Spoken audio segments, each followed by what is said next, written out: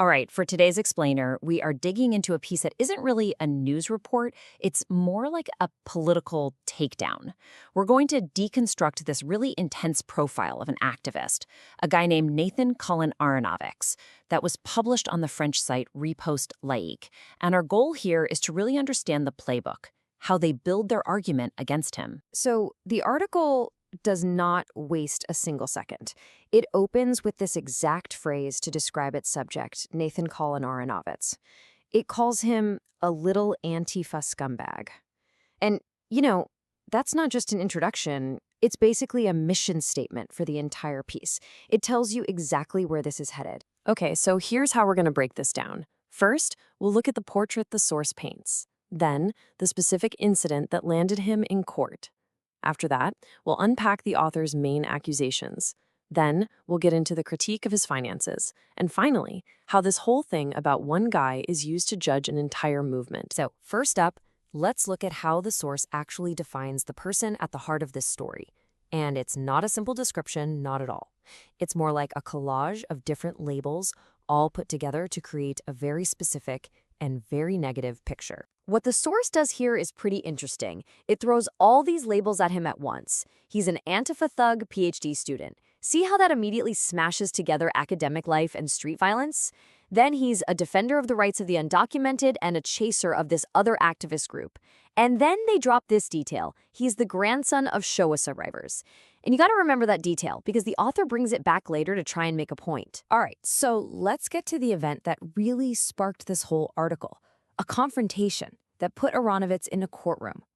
This trial becomes the anchor for the entire narrative, and the author actually claims they were right there, in the room, watching it all go down. According to the article, here's the timeline of what happened. There was an alleged assault during a protest, which led to Aronovicz being arrested.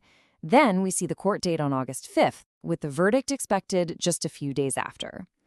The author uses this whole legal proceeding as a stage, really, for a much more personal critique. And this is where the author's reporting, if you can even call it that, gets really personal. The language just completely shifts from talking about alleged events to straight-up insults, calling him filthy and saying he has a dirty face. It's a very clear move to discredit the person themselves, not just what they supposedly did. So this brings us right to the author's main arguments. The whole point of the article seems to be building a case against Aronovicz by pointing out what it calls obvious hypocrisy and a bunch of, well, flimsy excuses for his behavior. This slide shows one of the author's favorite tools, putting two things side by side to create a contradiction. So the source says Aronovicz complained about how dirty his holding cell was, but then it immediately contrasts that with his alleged role in occupying a theater, aiming to make him look like a total hypocrite. And this pattern just keeps going. The source just tries to tear apart his entire defense, piece by piece. He says he was there to protect people as part of a security team, but the author says, nope, we've got video of you chasing people. He says he was reacting to anti-Semitic slogans. The author just scoffs at that idea. He says the rule was no physical contact, but then apparently admits to hitting someone. It's a systematic takedown. Then, the article lists out a bunch of medical conditions that Aronovicz reportedly brought up in court.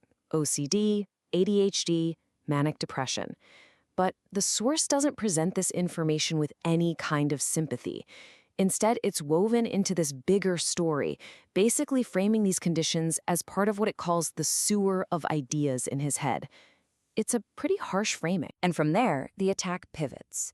It goes from being about his character and his actions to being about his wallet, his professional life, or, as the source sees it, his lack of one. The author really, really wants you to focus on one number, 11.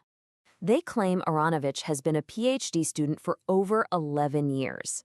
Now, in France, that's way longer than the usual 3 to 6 years, and this detail is served up as proof that he's just not productive, that he has no ambition. And then, bam! The author just comes right out and says it. They call Aronovicz a parasite, and they even give you this definition. The argument is that he's just a professional student who lives off everyone else without giving anything back. His activism isn't a passion. It's just something for an idle young man to do. So, to build this parasite narrative, the source lays out these details about his life.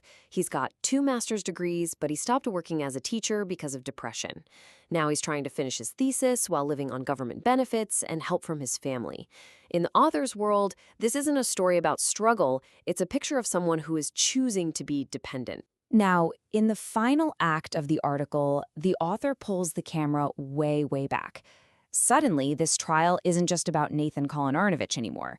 He becomes a symbol, used to pass a verdict on the entire Antifa movement and what the source calls the gauchiste worldview. The source quotes his own defense lawyer here, framing this argument that people like Aronovicz are organizing to protect society from fascism as the peak of delusion. The author presents it as this crazy, upside-down version of reality, a bunch of delirious, worn-out, and stupid remarks. But, amidst all of this ideological name-calling, there are real-world stakes here. The article does report that the state prosecutor recommended a 10-month suspended sentence, and, maybe more importantly, a 2-year ban from all demonstrations. That's a serious consequence right there. So what's the big takeaway from all this? The Repostlaik article uses one person's trial as a springboard for a huge condemnation of an entire political ideology. It mixes courtroom drama with some incredibly personal insults and character assassination. And that leaves us with a final question. What does this style, this really personal, aggressive style of political commentary, actually tell us about how deep these social conflicts really run?